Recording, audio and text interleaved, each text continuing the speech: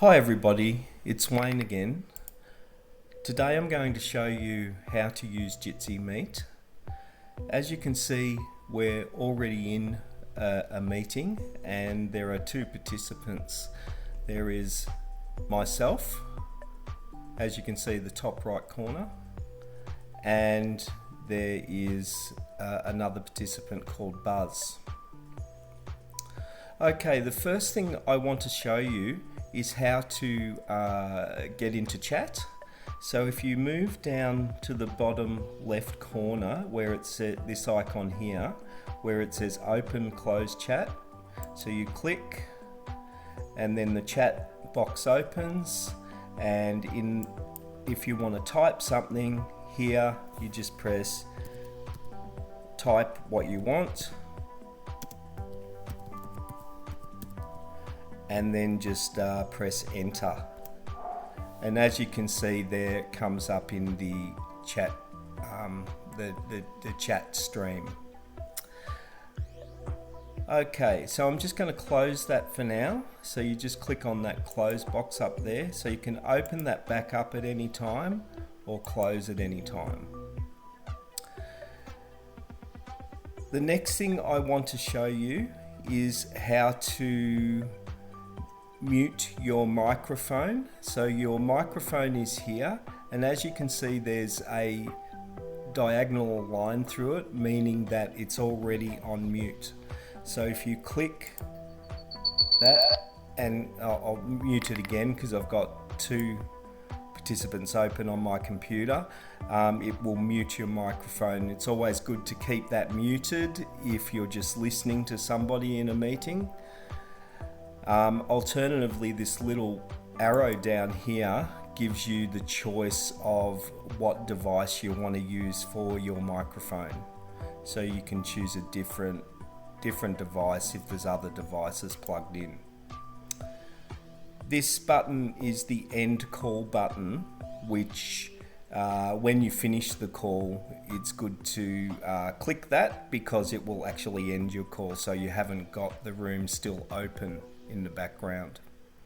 This is your video options button, and the diagonal line means the video is muted at the moment. So if I turn it on, as you can see in mine up here, it's actually come on, and I'll click on it to mute it, and it has the diagonal line through it again. So that means that if, for example, you have someone come to the door in the middle of a meeting, then mute your microphone and your video really is an indication that you're not actually there to whoever's running the meeting. And the little arrow down here means your different camera options. So if you've got more than one camera plugged into your computer, that will and then you just click on it to select it up there. Alright, this button over here is the tile view.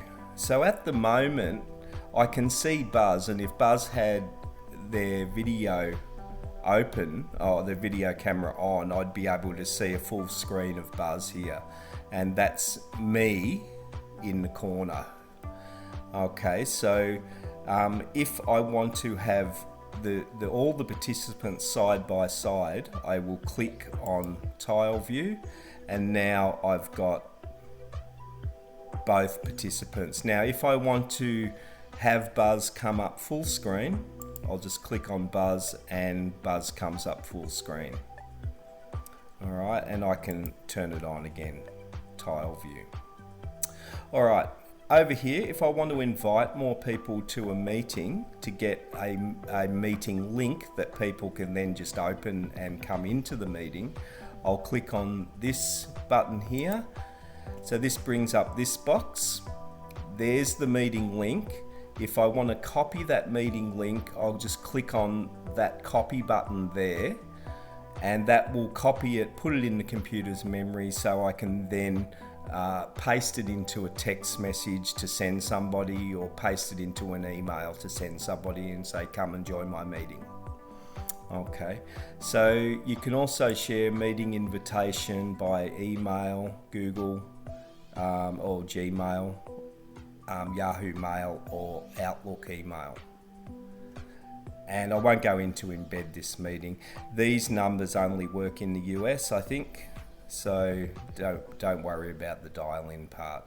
So to close that box, just click on the close button up there.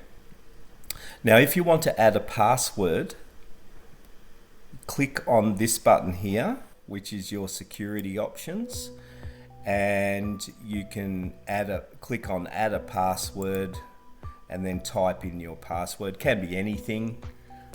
Probably make it reasonably easy to remember for people. And the things that you have, every time you set up a new meeting, you have to go through this process first and set the password.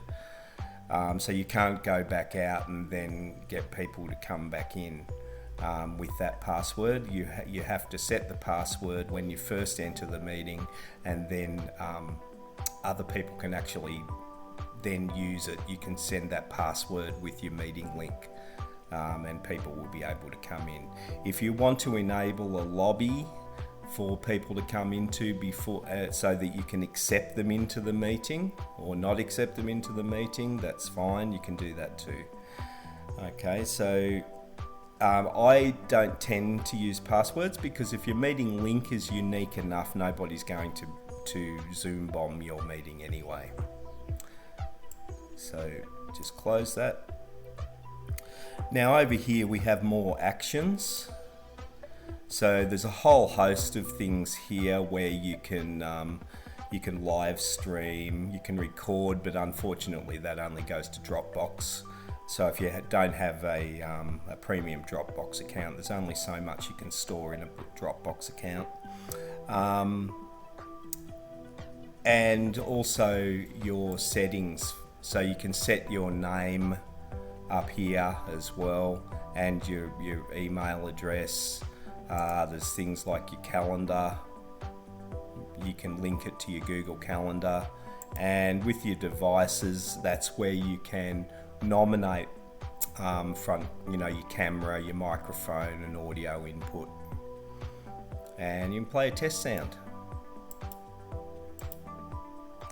Okay, so the one thing that I haven't shown you, actually before that, if you click on Jitsi up here, that takes you back to the main Jitsi page, jitsi.org.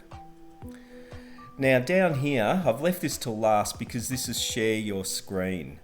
Now I'm going to open up another tab in my browser, and I'm just going to search for a dog photo. Just get a dog photo, images. Okay, that's very cute. That one there. All right, so I will click on that. There we go, get into the website. Yep. Okay, so as you can see, I've got 3 tabs open at the top. One is where my meeting is.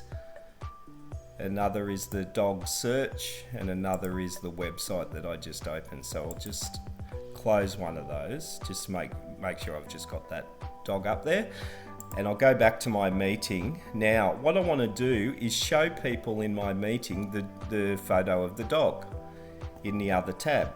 So I've got to share my screen. So I click on share your screen. Now it gives me 3 options. You can share your entire screen, share an application window, or share a Chrome tab. So you have to pick. So with you sharing your entire screen, then you have to select your entire screen down here. With an application window, I've got Buzz open in another tab, as you can see, or a Chrome tab. So I want that Chrome tab to be shared. So I'll click on Chrome tab, and what's it say? How canines capture your heart. So it's that one there, that Chrome tab there. And if it's a video or something that I'm sharing and I want to share audio, I have to put a tick in there and then share. So there's an indicator on my Chrome tab that I'm sharing that tab, And as you can see, I'll click back to my meeting tab, and there it is. So there's Buzz, right? And that's me, and I'm sharing that Chrome tab. Now, if I want to maximize that, I'll just click on it and it's maximized, so it makes it easier for people to actually see it. And if I want to tile it again, I'll go back to tile view to get to tile view. Okay, so that's pretty easy. I'm sharing now. To stop sharing the tab and just go back to your camera, you click on the share button again to stop it. And then it goes back to your camera. Okay, that's about it. When you've finished your session, just hang up, click on the hang up button, and we're going to try some of these things in a minute. So thank you guys, and I'll just hang up now.